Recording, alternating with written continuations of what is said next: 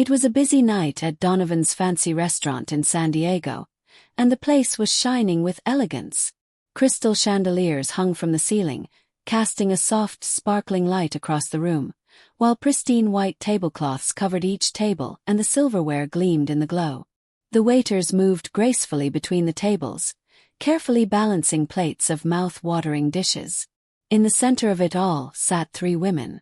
The leader of the group, Evelyn Monroe, was a wealthy woman who couldn't resist flaunting her fortune.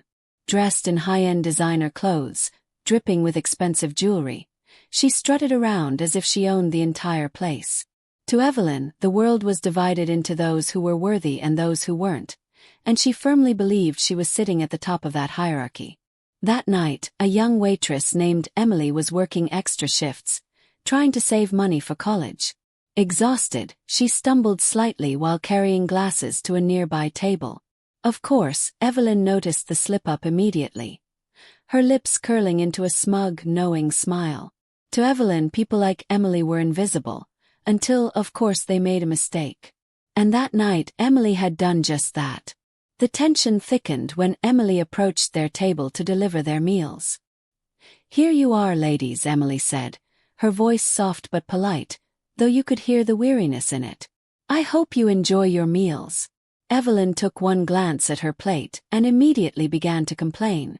"Is this supposed to be medium rare?" she sneered, inspecting the steak as though it was an affront. "It looks overcooked. And why did it take so long?" Emily tried to apologize, but Evelyn quickly cut her off, her voice dripping with condescension. "Don't bother apologizing. It's not that hard to get an order right, is it?" she snapped, and her friends couldn't help but laugh, clearly enjoying the uncomfortable scene unfolding. Emily's face turned crimson, and the tension in the air was almost suffocating. Meanwhile, in the far corner of the restaurant, a man in a simple gray suit was watching everything with quiet attention. His face showed no emotion, but his eyes never left the interaction. He seemed deep in thought, as though he had a plan in mind. As Emily shakily took Evelyn's plate to fix the order, Evelyn's voice rose again, her tone mocking. "They'll hire anyone these days," she scoffed. "How hard is it to carry food without almost dropping it?" Her friends erupted in laughter, and Emily's heart sank, fighting to hold back tears as she walked toward the kitchen. Emily had dealt with rude customers before, but something about Evelyn's cruelty felt like a deeper cut. The man in the gray suit remained silent, but his eyes never wavered from the scene. He seemed to be analyzing everything with the utmost care. Back at the table, Evelyn didn't let up. "Did you see how she walked?" she scoffed loudly. "She could barely stand up straight. If she can't handle this job, maybe she should go flip burgers somewhere." Some of the other customers were visibly uncomfortable with Evelyn's behavior, but she seemed completely unaware of or indifferent to their reactions. When Emily returned with the new plate, she remained calm. "Here you are, ma'am. The chef made it fresh for you," she said, her voice steady despite everything. Evelyn barely glanced at the plate before giving her judgment. "I guess it'll do," she said dismissively. "Next time get it right the first time and learn how to walk properly. You're making this place look bad." But then, something unexpected happened. The man in the gray suit stood up from his seat and walked over to the manager, speaking quietly to him.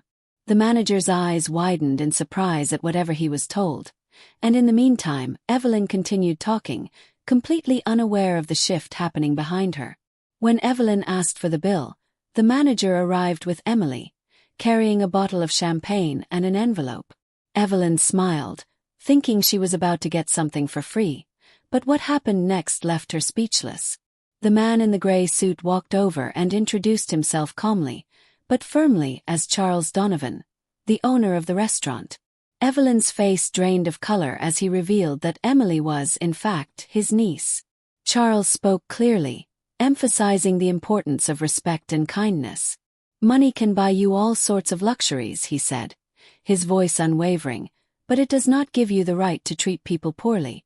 The whole restaurant seemed to hold its breath as Evelyn's previously confident demeanor crumbled, leaving her looking small and uncomfortable.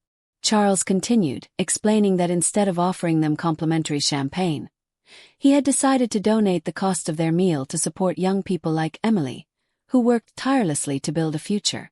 When Evelyn attempted to defend herself, Charles stopped her gently. "This isn't about punishment," he said, his voice calm but firm. "It's about learning to be a better person." The other diners in the restaurant clapped softly, showing their support for Charles's words. Emily, standing a little taller now, felt a small sense of pride. The atmosphere in the restaurant shifted, and the night slowly returned to normal, but something had changed.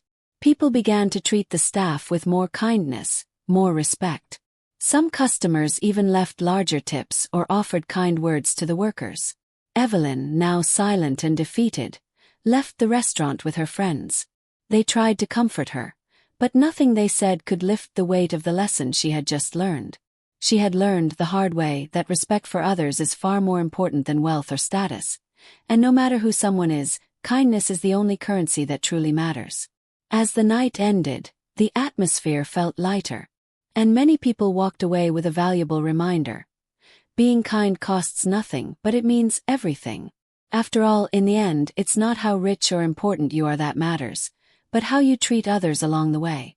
If this story resonated with you, share it with someone who needs to be reminded of the power of kindness. And don't forget to follow for more stories that inspire you to be better and do better.